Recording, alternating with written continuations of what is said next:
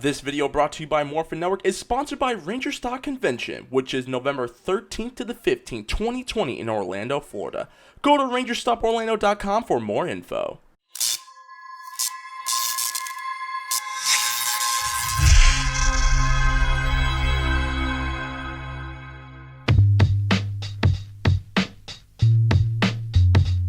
So, Mr. Khayman Lee, it's always tradition, right? This is tradition right now. How's quarantine life?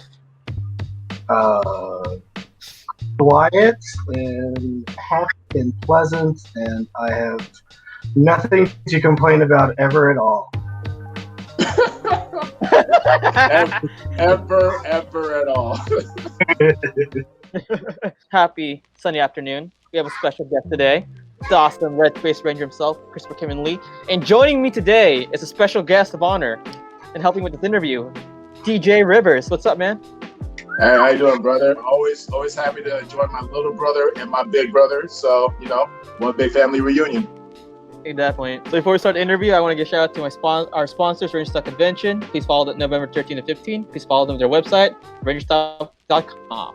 And also, this interview is courtesy of NerdBot and NerdBot Studios. Oh, yeah, man. Chris, how you get started with acting?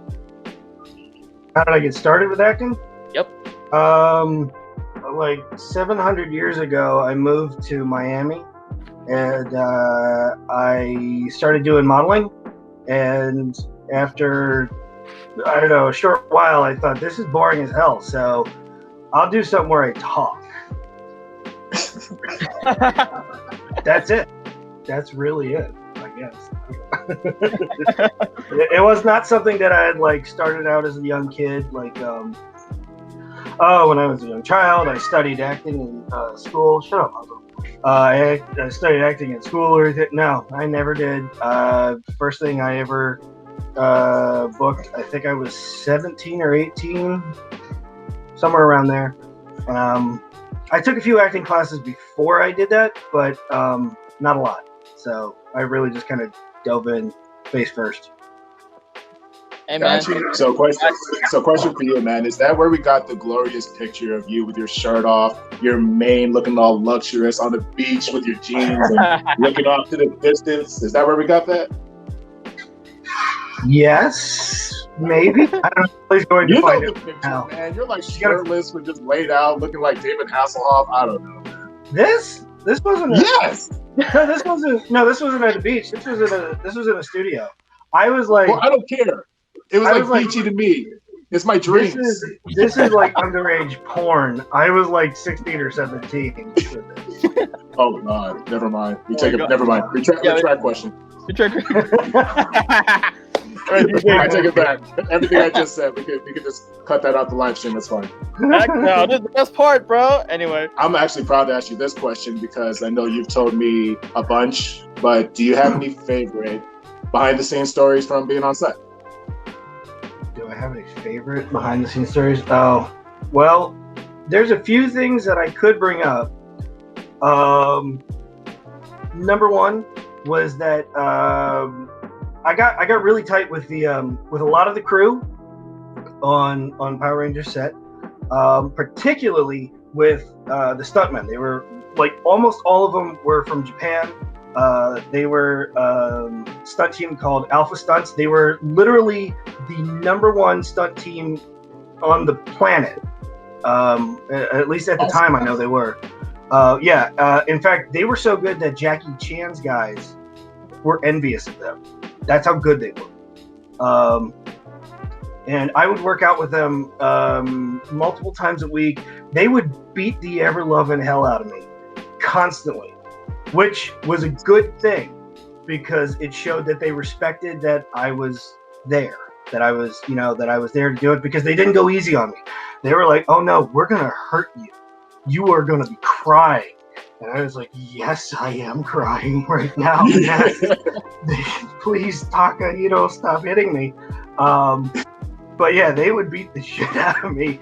And so I got really close with all of them to the point where we would go out singing every week.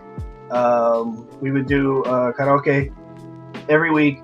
And while we were filming, a lot of the time, on set, I would bring in Arizona green tea bottles. They were roughly the same size as these bottles, but they were fully covered, and but the bottle was completely full of sake.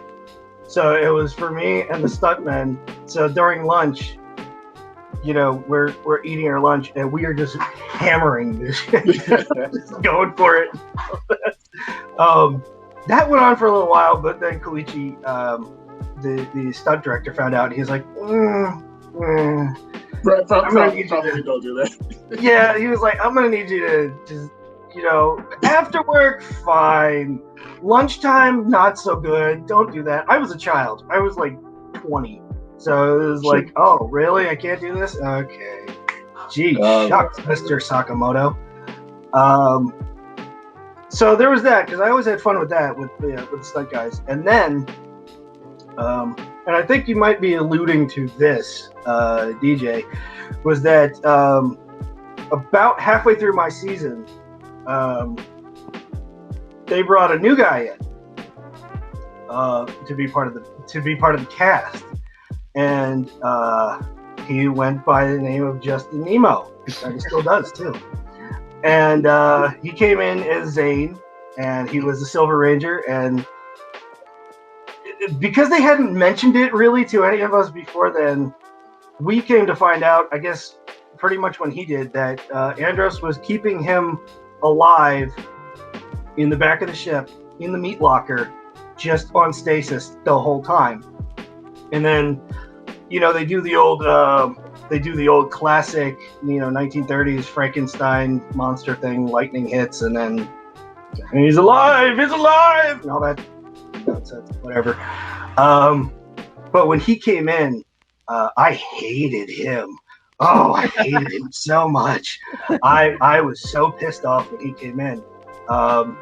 Because I'm looking at it like, we've already done about half the season. We did about like 20 episodes or something like that.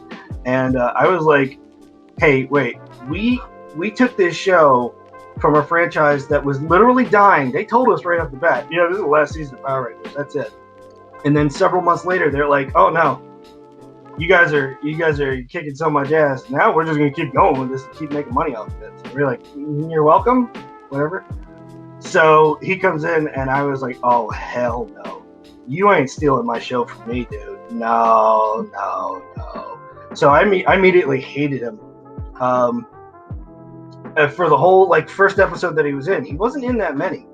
I think he said he was in, 17 or something like that. I can't remember. But, so, by the time the second episode came around for him to be in it, I had thought about it, and I was like, I'm really being a douchebag about this. I don't even know this guy, and I hate him. Why do I hate him? I mean, I should at least get to know him before I hate him.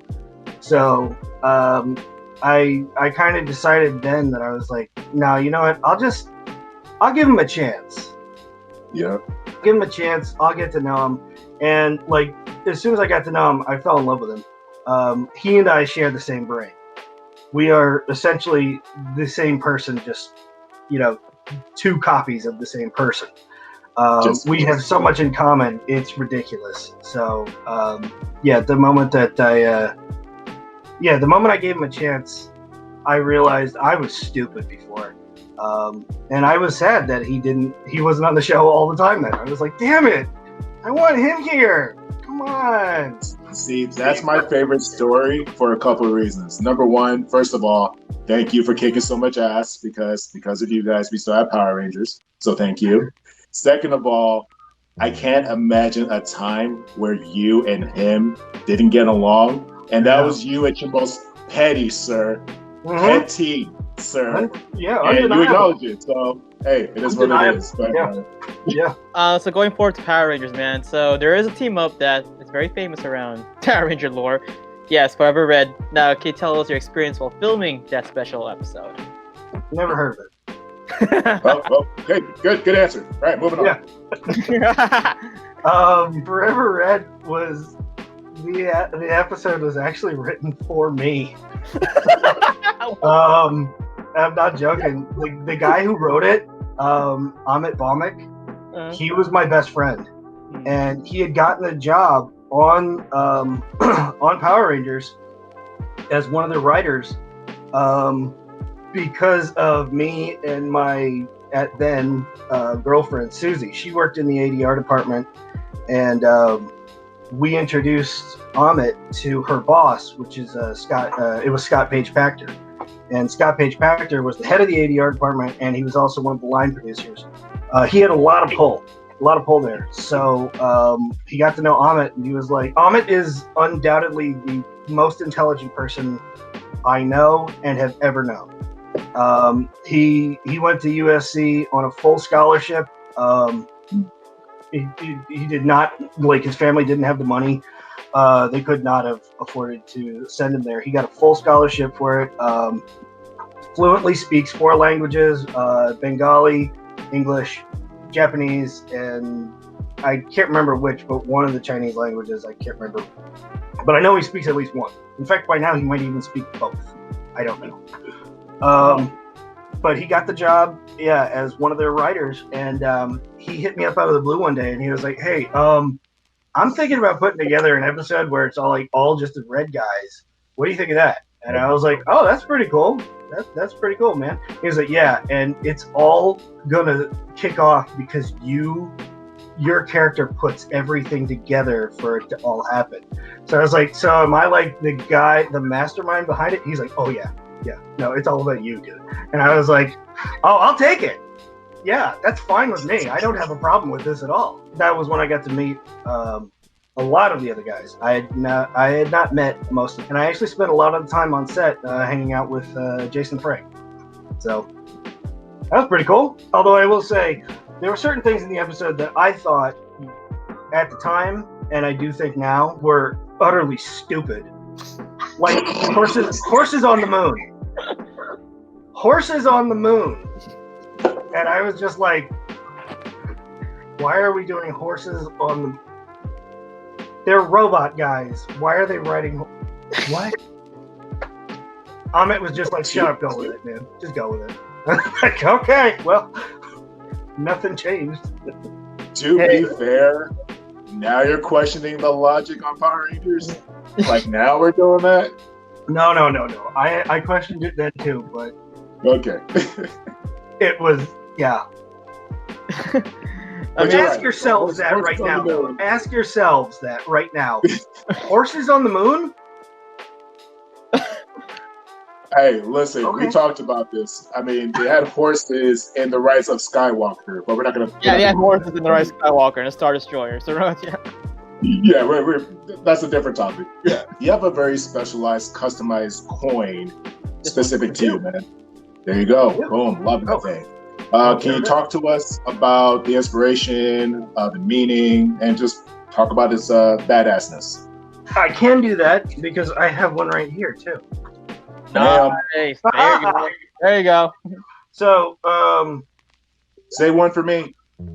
Yeah, say one for me, too. So, yes, there is. So this side, there it is. This side is the symbol of the Red Raider, which is me, and is the it's I guess the new code name, I suppose, for Andros. It's obviously the one side is the Red Ranger helmet from my season, and then the other side, which a lot of people have asked me because they didn't really understand it at first, that's actually Ecliptor. It's half and half, so it's Andros and then Ecliptor.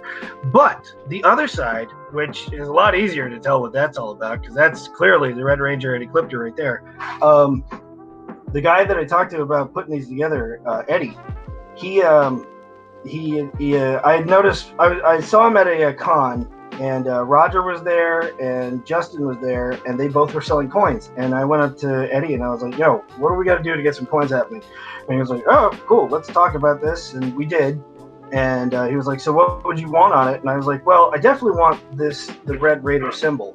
And he was like, "Cool, what do you want on the other side?" And I said, "I have no idea. You do it. Just pick something."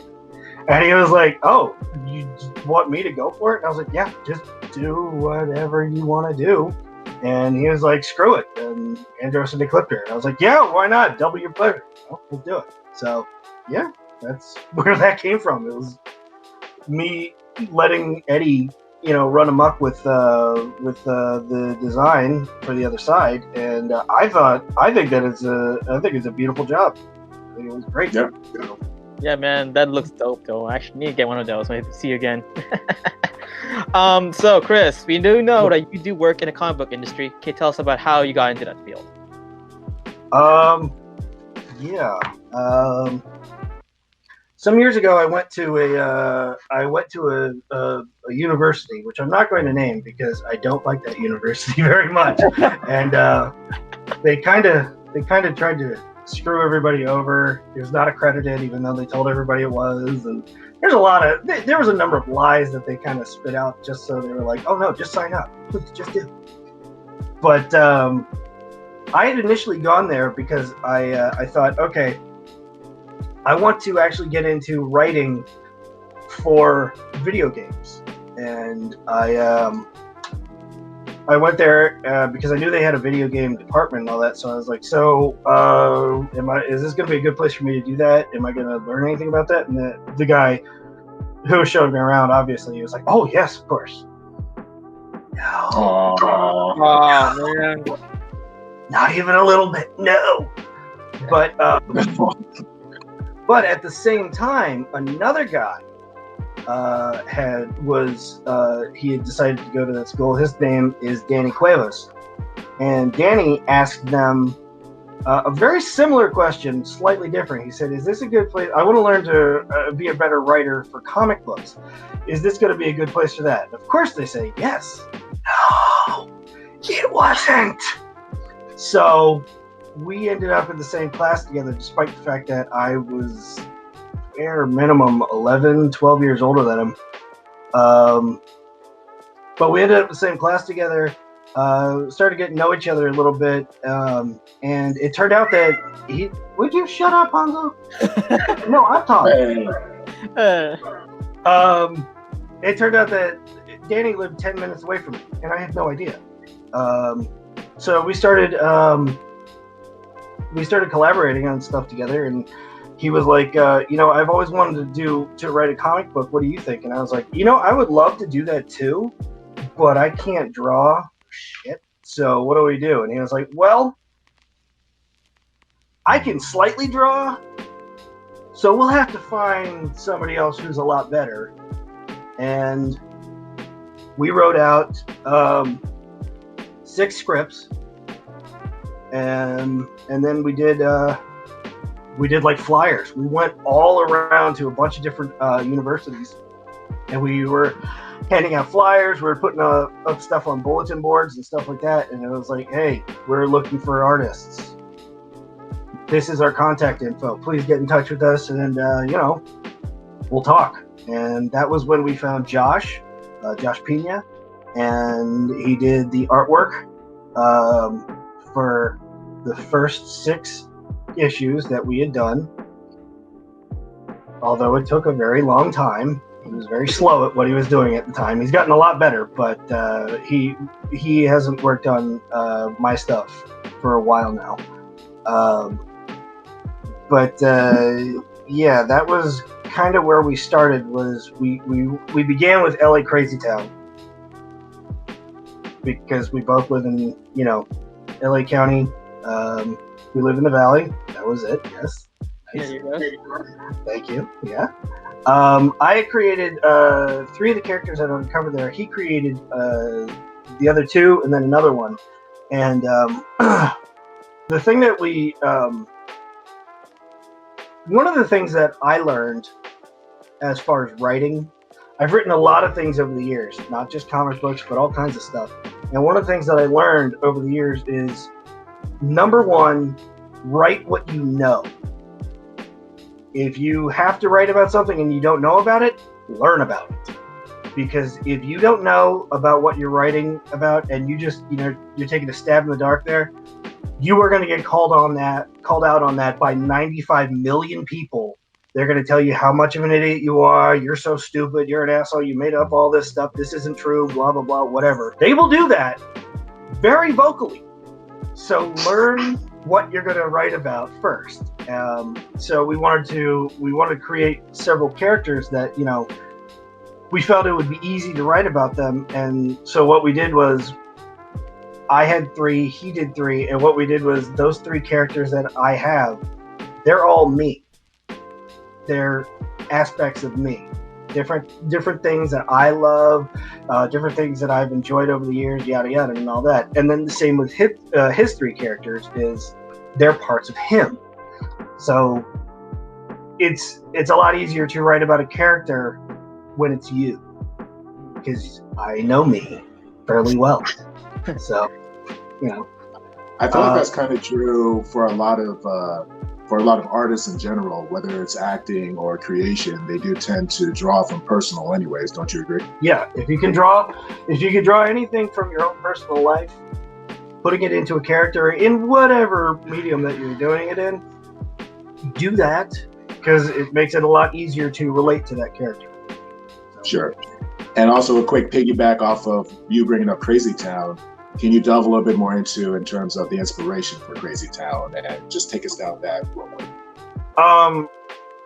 The real thing about the real reason why we wanted to do LA Crazy Town was, first we wanted to have we wanted to have a main group of characters that were easily as scary, if not scarier, than the bad guys that would be around. So 2 of the characters from LA Crazy Town, when they beat people, they eat them.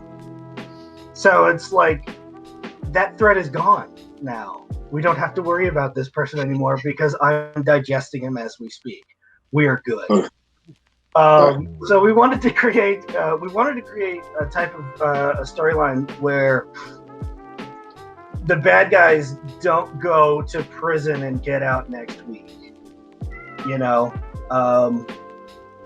there's a number of characters, particularly one who dresses up quite like a bat, who sends his bad guys to Arkham Asylum, and literally every week they get out.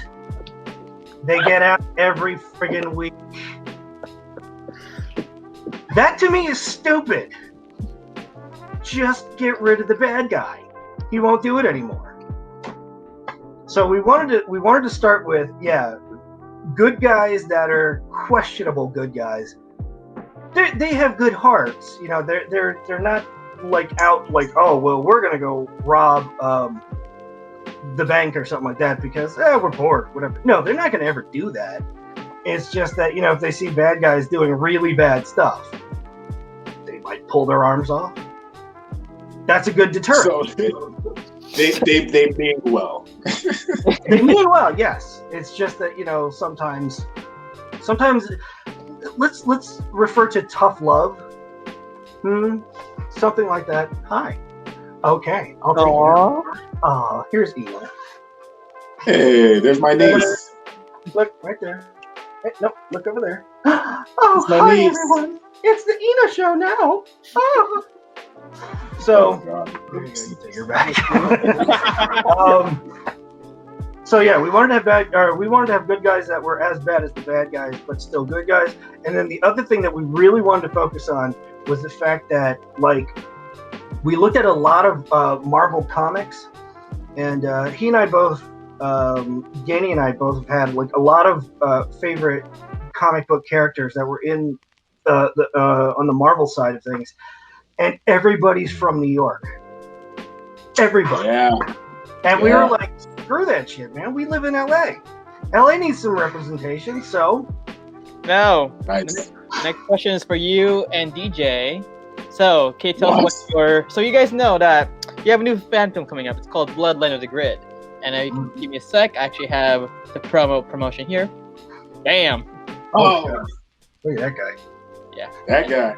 And then, of course, this guy. Boy, that guy. Well, that guy looks sexy. Nah, this guy's more sexy. I'm sorry, DJ. Oh, well, that guy's pretty sexy. Yeah. I mean, that guy's hot, so I mean, that's fine. So, DJ and Chris, can tell us more about it. But don't let me spoil anything. You want to take it away? You go ahead, DJ. You start off. I've been doing all the You talking. want me to start off? I'll tell you what, man. Bloodline of the Grid is definitely it's a passion project, man. It's a love letter. And one person I want to bring up for sure is between Chris and Rando, who's a very talented artist. If you've ever seen him, if you've ever seen Chris during the convention scene, you're no stranger to Rando and his work. And between the both of them, you know, starting off as a concept and starting off as a what if scenario, you know, it has evolved into dude, In Space is unapologetically one of the most leap-bounding seasons of Power Rangers. Investing characters, drama, space opera, as Chris puts it, it's the Star Wars of Power Rangers. And essentially, Bloodline of the Grid is that continuation story of that amazing saga. And I'd say it's been a brainchild for like, let's say what, 4+ years, Chris? I would say probably that long, maybe a little bit longer than that. But I do want to point out one other thing, though. It wasn't just Rando that had initially talked to me about it. It was also Kat, his better half. Sure. She had brought it up too, and in fact, she had asked me a question at a con. I think it was a Ranger Stop. It might have been the first one that I ever went to. I saw footage of it, and I didn't even realize it at the time. Like, I saw it later, and I was like, "That's Kat! Oh my god!" And she had asked me, "What if Andros and Astronema were somehow actually related to Ecliptor in a way?" And I was like, "I never thought of that. Why didn't I ever think of that? Damn." Huh. We started hashing out ideas about it very shortly after me and Rando and Kat were officially introduced. We started talking about it. And, yeah, that's been going on for at least 4 years, maybe a little bit more, maybe 5, 6.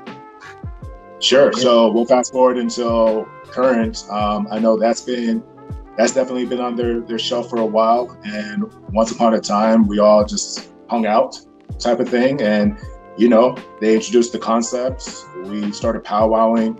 And the timing wasn't exactly right yet. I mean, it was one of those things where it's just like, wow, there's a lot of potential here, but it also needed the right vehicle. And I feel like a lot of that happened recently with Nerdbot Studios. They're very passionate about their project. They're huge nerds like us. And the stars aligning, the frequency was great. So it was like, you know what? This is the iron. Let's strike. This is what it needs to be. So we go from pre-planning, taking Rando's awesome designs, taking all these concepts, expanding upon it, and just getting that vehicle going. So it is the aftermath of In Space. It is Andros years later, very much changed, very much appearance-wise changed, very much. He doesn't like the word anti-hero, but he's definitely on conflicting sides, you know, and it's going to be some cool stuff. You're going to see some follow-ups to a lot of people's storylines and developments, and some pretty cool twists in terms of, wow, I didn't expect this to happen to this person. So no, I'm very honored to have been introduced to it, to be part of it. And Chris is, and there's one thing I love about Chris, like, he loves the fans. You know what I'm saying? Like, anytime I have to separate Chris from Andrew sometimes, and then he'll whip out a good "Let's Rock It" and will take me all the way back. And I'm like, oh, yeah, he said the thing. Oh, he said the thing. And you have to say it like Chris. Like, no, I love the cast. No disrespect to the cast, but when Chris says "Let's rock it," it comes from like your rocker. You know what I mean? It comes from like that rocker voice. You need to come with it. You gotta go all the way if you're gonna do it. Yeah. If you don't go all the way, then just don't bother doing it. You know. There you go. There you go, man. There you go. DJ? So, I don't know. Is there anything else you want to bring up about Bloodline of the Grid? It's coming soon. Yes. I think go for it. There's one thing that I did want to bring up. I've had a number of people comment and question about it. I'm going to dispel this rumor right now. With the images that people have seen, no, Andros is not Kano. That's not what it is, okay? Wait, what? It's not Kano, all right? I've had so many people say that to me. Dude, why is Andros becoming Kano? And it's like, no, it's not Kano. No. That's not. Okay, We're not Mortal Kombat. You're killing me right now. The only reason I even agreed to be part of this is because I thought it was Mortal Kombat. Andros, So, Andros thank you, is gonna Ryan. become Thank you, Morphin Network. Thanks for having me. I can't work like this. Goodbye. Finish him. But no, I will say this though, man. It was a pretty cool. It's a pretty cool evolution to kind of see it go from concept to finally seeing. Like, I'll tell you this right now: seeing Andros, seeing Chris as Andros in the Red Raider, because the first piece of that puzzle was his black and red spiral saber. You've seen him with that in conventions. Yeah. Now seeing it all come together, seeing him in the full garb, seeing him with the eye piece. Andros is 100% back. He's better than ever. And just be excited for his next adventures. Yeah, man. We appreciate it. Like we were wondering, like, where is he? And now, finally, we get fruition. So let's transition this back to you, Chris, and just your awesomeness in terms of just your inspiration as a comic book writer. But you kind of touched on that already. Actually, it kind of goes to what we were talking about earlier before we started everything up with the interview and all that. Was my real. Actually, if I could adjust that real quick, let's go from that. Let's turn it into what would be your advice to an aspiring comic book? Oh, well, right off the bat, that is the one thing that I mentioned before. Always write what you know. Always write what you know. If you don't know about something, learn about it. But definitely do that because there's so many. Not just comics, but like with anything, with any kind of a book, any kind of a short story, whatever. Hell, even a poem, it doesn't matter. But write what you know about, because if you go ahead and just put anything down, you will get called out for it, and people will they will be ruthless. But way back when, long time ago, when I was a young kid, my favorite comic book character was Iron Man. And it wasn't for a very long time. Yeah, it was for a very short time. And the reason why he was my favorite comic book character was because I thought Iron Man was a robot. I was very young. I didn't know that it was a suit. I thought he was a robot, and he's going around and he's got lasers, and he can fly and all this stuff. And I was like, oh, that's so cool. They got a robot, and he goes around and he beats up all the bad guys. And then they're like, and then you see the thing where like the mask comes off, and this is the old school Tony Stark stuff. So like, actually the helmet comes off, and it's literally like a bucket. Yeah. And then I see a guy, and I was like, oh, I don't like that at all. That's garbage. And then flash forward maybe 10 years after that, maybe a little bit less than that. Fox did the animated X-Men series, and I caught that, and I didn't really know anything about the X-Men at the time.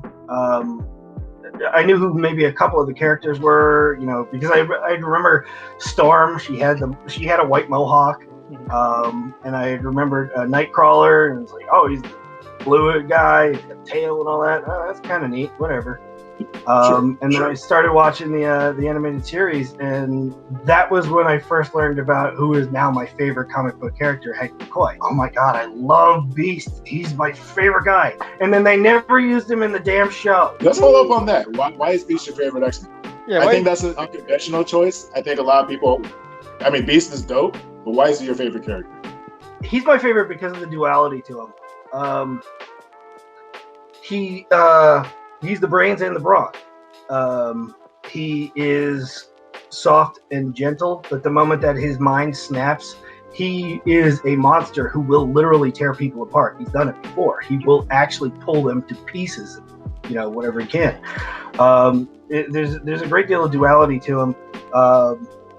And the little secret that maybe more people know about it now, but not a lot of people did, was that the reason why his nickname, or why his code name is Beast, it's not because he's blue and furry and big fangs and the shoulders are like 8 feet wide and all this stuff. That's not why he's called Beast. The reason why he's called Beast is because he was when the character was in high school, he was a genius throughout school, which is not a mutant power. He just happens to be a genius. but he was also the star football player, and his nickname was the Beast because like nobody could beat him. He's super strong, he's super fast, he can like literally do flips over people and whatnot. It's like, how are you gonna catch this guy? You're not gonna get him. So that was his code name, and then later on with the character, he's trying to find the cure. He's trying to find the cure to being a mutant, because as a mutant, he actually looked pretty normal. He just had massive hands and feet. His hands and feet were like way too big for what they should have been. But aside from that, he did look fairly normal, but he was like, no, I still feel like kind of a freak. So what if I can find a way to cure this mutation? And what he ended up doing is, instead of finding a cure, he ended up making a serum that propelled his accelerated it. Yeah, it accelerated his mutation abilities. His mutation, his abilities, everything to like a much higher degree. And when he first came out in the comics, as furry with fangs and pointed ears and big claws and whatnot, he actually wasn't blue. The very first issue, he was a very dark gray. He was a gray. Yeah, they had a color problem, which was the same thing that happened originally to the Hulk. The very first time that the Hulk came out, he came out gray, but he was supposed to be green. Then he turned into the blue guy, and then when I saw him on Fox Kids show, I was like, he's so cool. He's such a great character. I love that he's so calm and polite and all that, and brilliant, and yet at the same time, look, he just picked up a car and threw it like a baseball. That's great. I love it. He's kind of like a walking. Huh? No, I was gonna say he's kind of like a walking irony when you think about it. Yeah. He is. Yes, he is. So because of the X-Men animated series, he became my favorite comic book hero. And then I actually got more into comics at that time, and then I heard about a series called The Age of Apocalypse. So I started reading about The Age of Apocalypse, and I saw that, Beast is in this, and oh my god, he's a monster. So he also became my favorite villain, because the Dark Beast is just evil, just horribly evil. So I love even there, he's the same character, because it's the same person. It's just him in a different dimension. What would happen if there was no Charles Xavier? And what would happen is that he goes from being sweet, lovable, blue furry guy to horrible, evil, demented, dark gray guy. So definitely everything with him is a duality. Yeah, man. Yeah. So going back to acting, we have two more questions. What's your advice to any aspiring actors out there, or actresses? Mm-hmm. Well, before I answer that, let me ask you: have you done anything with any interviews with Brendan Mejia yet? Yep, we interviewed 2 years ago. Did you ask him this question too? Yep. Okay, because he and I kind of have we have a very similar story when it came to auditioning for Power Rangers, and it does tie in exactly to my advice. But if you will permit me, let me just go into this story, my story, very quickly. Power Rangers came out in the States in '93, and I was 15, and I had very long hair, very, very long hair in a ponytail. And every kid that lived in my neighborhood in 1993 came up to me, and they all said, "You look like Tommy. You have hair like Tommy. You must really love Tommy. Tommy, Tommy, Tommy, Tommy." And I had no idea what the hell they were talking about. I was like, I don't know who Tommy is, but I already hate Tommy, because that's all I ever hear about, Tommy. I don't care what Tommy is. It's some Power Rangers. And at that point, I was like, I hate the show. I don't want to have nothing to do with that show. I'm never going to watch it, whatever. And then you fast forward about four years, and I got an audition. It was like pretty close after I just started acting. And my manager called me up, and she's like, "Hey, I got an audition for you. It's actually at your acting school." And I was like, "Cool. What is it for?" And she says, "It's for Power Rangers." And I said, "Nope, I ain't doing it." And she was like, "Yeah." She was like, you don't even want to go out for it? And I was like, nope, I don't want to have anything to do with it because Tommy. That's all I could remember was everybody bugged me about the hair vehemently when I was a kid, and I told her, no, I don't want to do this. And she said, look, just go out for it. You're probably not going to get it, but they're going across the whole country. They're looking at everybody for it. So here's where the advice comes in. So I relented, and I was like, yeah, okay, fine, whatever, screw it. I'll go out for this crap. And I went in, and I met Shuki Levy, who was Chaim's number 2 guy. And I went in there the whole time in my mind, I don't care about this. I don't give a shit. I don't want it. You guys are wasting my time. And they immediately wanted me. That's what it is. If you go in to an audition with that energy that you want this so bad, they don't want you at all. Does it make sense? Not at all. It makes no sense at all. But I swear to you, because I went in there, and I was probably the only person in all of Miami that went in there like, I do not give a damn. I don't want this. I don't care. I would rather be at home doing anything other than this. That's what they remembered. And they were like, no, yeah, we like this guy. They actually got back to me. They got back to me after that. Like, it was quite a few months after I had auditioned for it, which that, at that time, that was never heard of. If you do an audition and you don't hear back from them in like a week at the most, if you don't hear back from them at a week, usually it's like 3 days, 2 days, 3 days. But if you don't hear back from them from that point, move on. They found somebody else. They're looking in a whole different direction, whatever. Yeah, and it was many months later, and they got back to me, and they were like, hey, so we're with Power Rangers. We want to fly you out to California to do the last round of auditions. And I was like, really? I don't want to. Fine. That's what got me the job. It's like slow clap.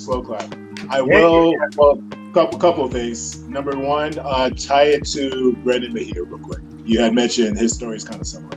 Oh, Mejia, he told me that he had auditioned, I think, for the 2 series before him. Yeah, Dino Charge. No, he did it for Samurai. No, I remember he did it for Samurai. His series. Yeah, he had auditioned, I think, for the 2 series that were before him. He went in and he read for, I don't know what character, but he read for a character, and they're like, oh, thank you, but sorry, we're going another way, whatever. And then the next year he was back, and he was all raring to go, and he was like, all right, now I got it. And they're like, nope, sorry. And then he told me by the time that he auditioned for Dino Charge, he just went in there and was like, look, you're not gonna cast me anyway, so what the hell do I care? Just do whatever you want. Then they wanted him.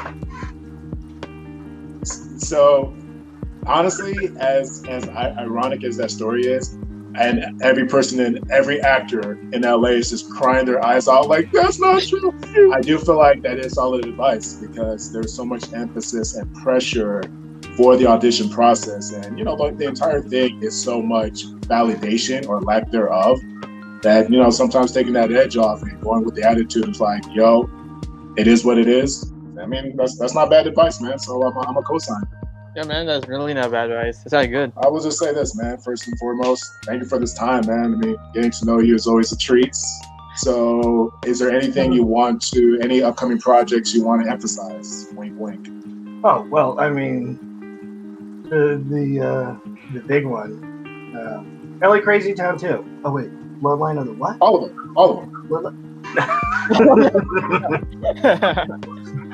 We're going to have Bloodline of the Grid ready for everybody in, I don't know, soon. I don't know when. I'm not editing it, so that's a Steven question. Your Twitch stream. What? Your Twitch stream. Oh, yeah, no, we'll get to that in a second. I mean, I just, right now, we're really focusing on the Bloodline and the Grid, but I mean, I'm doing a lot more live streaming right now, so that's what I'm going to do after this. I'm going to live stream on Twitch. You can watch me say and do really horrible things on Twitch. I get very drunk. I'm sure I'll get very drunk. Chris Khayman Lee. That's it. Look for me on Twitch. Chris Khayman Lee, very easy. Also look for me on Instagram. Christopher Khayman Lee. Very easy also. You know what? And if we could, I do want to plug the store because I do have an online store. Yeah, which is attached to my Yeah, sure. yeah, which is attached to my website, which is westcoastcomics.net. The image that you showed earlier with the coin, that's like directly taken from my Instagram, right? the store. Yeah, but it was directly taken from the store. So yeah, westcoastcomics.net and Chris Khayman Lee or Christopher Khayman Lee. You can find me. Awesome. So, Chris, some fans actually want to say hi to you in the comment section, of course. Okay. Before that, a special friend wants to say hi to you. Really? Yep, and she's here right now with us. Hi, Chris. Oh, it's Martha. I came in here because I wanted to know how I can get an audition into Bloodline of the Grid. You know, sounds pretty epic. DJ, do I have to talk to you? No, you have to not want it. That's how you do it. Is you just don't want it. Oh, sorry. Never mind. You're high. No, you guys know Morphin Network. No, I don't fucking want it. I'm sorry. She clearly doesn't want it. She clearly doesn't care. She's in. I want it right now. So she's in. That's it. She's the one. Anyway, as you know, Morphin Network's a good friend of mine. They told me you were gonna be here, so I had to jump in and say hi real quick. I missed you. I miss you too. I know. Last time we saw each other was in Brooklyn, and that was right when you were developing the coin, and I was listening to you talk about that process, and they said I don't know where Eddie is. He wasn't able to jump on, but I was like, look, there's this is exciting. But yeah, that coin was a lot of fun. I know that when he was making it, he was like, what do you think? Is he gonna like it? I'm like, yeah, it'll be great. Yeah, he'll like it. Yeah, I do. I love the coin. It's a beautiful coin. Yeah, phenomenal. Yeah, awesome. All right, well, you guys have a great Sunday. Just wanted to say hello. Thank you, Ryan and DJ. Awesome work on that movie. It looks really cool. Can't wait to see all of it come to fruition. It's great to see you. We love you. I love you too. Bye, guys. See you soon. All right, guys. Now, let's shout out to Mark Stab from MDBC Entertainment. Now we have to go to some fans. So, Chris, raise hi to some of your fans. Sure. So, Michael Brogdon says hello from Pension Gate. Hello, Mr. Brogdon. How are you? And then one of our youngest viewers says, hi, Chris. You're awesome. Hi, Aiden. How you doing, kid? Oh, yes, you do look young. All right. Well, how are you? All right. Michael says his son's name also Andros, but suck. I thought his name was Andros. That's right. Yes, that's right. I remember that now. Yes. I remember he messaged me and he told me that probably a year ago, maybe more than that. I can't remember how long ago it was. Yeah, he named their kid Andros. Mikey Perez says, "Hey guys, what's up, Mikey? Can't. Would you ever style your hair like that again?" No, I won't. No. He also says hi. He says, "Hey D, hey Paige." That's my Mary. Oh, Mary. Oh. Yes, that's my Facebook page. So, yeah, CKL335 official. Go there and make fun of me if you want. Okay, it's fine. I'm used to it. So Mike's asking to give a shout out to his son. Yes, to your son Andros. Hello. I know that name. Tis a good name. Tis a strong name. Yes. Anthony Marsh Jr. says, if you were to lead a team of Rangers outside out in space, who would you pick? Oh, good question. Who would you pick? I would lead a team of Rangers outside of the in-space cast, right? Who would I pick? So you need 5 and an extra. 5 and an extra. Five. I have an extra. Okay. So 5 of them. So one of them is me. Okay, so then I need 4, and then the extra ranger. Yep. Okay, so first, Darth Vader. You. Second is the Predator. Third is Boba Fett. Fourth would be Jason Voorhees. Yes. And the last would be Hank McCoy. That's my team. Where's TK? Huh? Oh. Where's TK? No, you get to have your own team. We work together. Alright, fine. Yeah, watch me do the Civil War against you, man. Yeah, it's on. Yeah, I'm Civil War sequel. Dave Plabby says Dan said last night he didn't care for a review. Dave Plabby, wow. I don't care for Forever Red. Oh. Okay. Okay. Sorry, Dan. Let's see. I just always question horses on the moon, but I mean, okay. Hey, P. McCoy. Hi, Andros. I'm your biggest fan. Do you still keep in touch with the other Rangers? Yes, I do. In fact, I could call up Justin Nimmo right now and tell him how much I hate him. Oh, shout out to Justin, man. Yeah, he did give you a good compliment in his interview last time, so. Did he? Yeah. What did he say? He said you're his brother, and that you're also a crazy MF. But lovely crazy MF. I'll take it. But no, he did compliment you, so he is a hero, bro. Paul Carter says, "Yo, Chris, how you doing, brother?" I'm just getting by, baby. Oh God, that's my boy Paul. That's Paul. And then Daniel Michelle Duckett says, "The best advice ever: write what you know." Oh, there you go. Yeah. At least I managed to help somebody out with something. Alyssa Hollandsworth. Hi, Chris. It's Alyssa from Relay Super on a few years ago. I hope you remember me. It's Alyssa from Raleigh Super. Oh, okay. Yeah. A few years ago. Yeah. That was 2.5 years ago. Yeah, I think so. Yeah.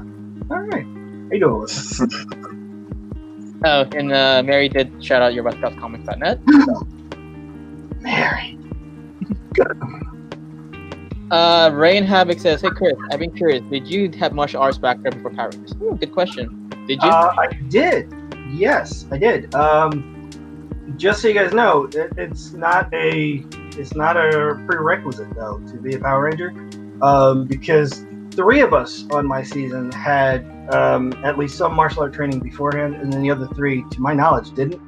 But before I had done Power Rangers, I had studied Taekwondo for a while, which, for TV, film work, and all that, Taekwondo is actually very helpful because you do a lot of jump, spinning kicks, and big, crazy, your legs go really wide kicks and all that stuff. In a real fight, that's not going to help you. No, don't do that. Don't do that. Jonathan Jones says, "Shout outs to one of my favorite Rangers." All right, well, Jonathan, you're one of my favorite fans. There you go, man. Johnny Goodard. Hey, Christopher, you did a great playing Red Ranger in Power Rangers in Space from your fan, Johnny Goddard. Hey, thank you, Johnny. I appreciate it. And for a guy who want to see his Twitch stream, it's over here. Mary, thank you. Here it is. Oh God, man, she's just killing it right now. Yeah, all the love. Bobby Shadow. Hey, Chris, it's Wyatt from Florida. You met you at Ranger Stuff a few years back. It was an honor to meet you. Looking forward to whatever project you got in store. All right. Bloodline of the Grid, man. That's the one to check out, baby. Davey Man, how's it going, my dudes? Working on Common Hell or High Water while watching this awesome interview. Oh, man. That is, Davey is the artist for my new comic book series, which we haven't put out there yet, but that is what it is. Come Hell or High Water. And it's the briefest, quickest little description of it. It's like 3 things rolled into one. It's take something like the Pirates of the Caribbean, like the movie series, and you take Dungeons and Dragons with that kind of elves and orcs and all that, and then you mix in hardcore porn. Not joking. And I got a couple. This is Davey's artwork too. So nice. I like that. Nice. That, and then he did this other one for me too. Oh, This is his actual artwork. He did this stuff. He's doing all the artwork for Come Hell or High Water. nice. Big shout out to Davey. Good dude. Ever Sanchez, what was it like to work with the Ninja Turtles? Oh. What was it like to work with the Ninja Turtles? Be nice, dude. Be nice. Okay. They're not real. So What? it was, I know. It's hard to believe, but no. It was our stuntmen. Those were our guys in the suit. In the Ninja Turtle suit. As somebody who grew up as a young kid despising Power Rangers simply because of my hair. On the other hand, I absolutely loved Teenage Mutant Ninja Turtles. I was a huge Ninja Turtle fan as a kid. I watched the 80s cartoon like religiously. Even looked at some of the comics, which, wow. That original stuff, wow. If you never looked at it, please, you should, because you'll get a whole new spin on the Ninja Turtles. Boy, they love killing you. When they told us on the show, that was, I think, the third episode that we did. It was either the third or the fourth. And they told us, okay, so we're going to do an episode with the Ninja Turtles. And all of us, the five of us, all basically reacted the same way. Why? What? We didn't realize that Ninja Turtles and Power Rangers were the same universe, I guess. We're just, what? Huh? Okay. So. Listen, Chris, you don't think, don't get mad at me if I write in the Ninja Turtles and Bloodline, kid. That's all I got to say. Civil War. Anyway, Brandon Cruz is saying, buy a coin, good quality, limited stock. Once again, they gone. Ah, that is true. That's Brandon. That's my boy Brandon. That's Bear Trap right there. He bought one of my coins. Yes. And then Davey's saying, I did that stick Halloween poster a few years back to Yell Rock. I don't know where that is. It's got to be somewhere over here. I do want to show that poster if we have a chance. Because it is. We did it for Halloween, and I specifically asked Davey. I was like, I want you to do a picture for me. I wrote down the premise, and we only had 3 of them made. One was for him to keep, one was for me to keep, and then we were going to do a contest and give one away. Thank you. And thank you, Allie. Thank you, Allie. You're the MVP. Nice. I love it. So okay. It's a little hard to see, but it is Jason Voorhees has ripped off my head, and he is wearing my in-space Ranger mask over his hockey mask. That's so cool. I told him, I was like, dude, I want a picture of Jason Voorhees just brutalizing me, and because he's my favorite movie monster guy, like him and Freddy Krueger and Michael Myers, all those guys. Jason was always my favorite, so I was like, I want Jason Voorhees. He's ripped off my head. He's just torn me apart, and then the mask over his mask too, because now he's the Voorhees Ranger. I don't know. I thought it was funny. Voorhees Ranger. I thought it was funny. Tony Zoo, how often did your cast wear the suits on set? Like the actual Power Ranger suits with the helmets. Yeah, I think the helmet. Well, we never. The actors never wore the helmets, like with the helmet on per se. Like it was never latched up. I believe that they tried that in the very first season of Power Rangers. We had the actors actually wearing the helmets and doing the fight scenes and all that, and the visors are so black, like they're so dark, you can't see through them. So yeah. It's very hard. It was very hard for them to, actually be able to do the choreography and all that. But on my series, God, I think we wore the Power Ranger suit like maybe 3 times. Maybe, I don't even know if it was that many. We wore the flight suit all the time, so that was really our go-to outfit. Was like get in the flight suit. We're on the mega ship. Get in the flight suit. So there it is. All right, we'll do one more. We'll do this one. The best Omar Sensei's Let's Rock It. Let's rock it. All right. Awesome. Well, now I feel like I gotta say it. I mean, dude, I would be so mad if you did.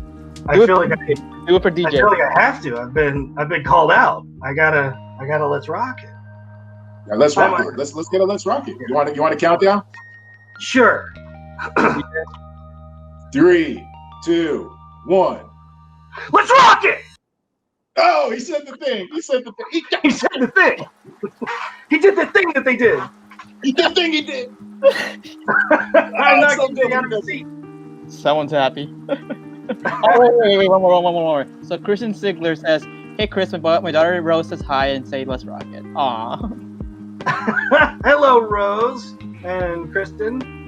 How are you? And let's rock it. All set. All right, guys. So unfortunately, we do have run out of time. So again, Chris, thank you for being our special guest, and DJ, thanks, man. Thank you for being part of this too. So Thanks for Chris, having me, man. one more time, where can they find you on social media? Instagram, Christopher Khayman Lee. Twitch, which I'll be doing very soon, Chris Khayman Lee. And Facebook, CKL335 Official. And then my own site, it's westcoastcomics.net. Awesome. And DJ, where can they find you? I'm mainly on Instagram. I'm kind of on Facebook, but that's weird. So you can find me on Instagram at dj.2.rivers. You just type in DJ Rivers, you'll find me. Look on Chris's page. You'll find my picture somewhere. You will. Yeah. And also, just as a reminder, he is Twitch streaming shortly after this. So tune in. It's a lot of fun. Like literally tonight, if you're watching live. So tune in. Join the party. Yep, man. At Chris Khayman Lee at twitch.com. And of course, you can find me on Instagram, DanceBoy247, where I put some dance videos out there, hopefully soon. And please follow us on Facebook, YouTube, Instagram, and Twitter at MorphinNet. All right, guys. Happy good night. And see you guys. All right. Peace out.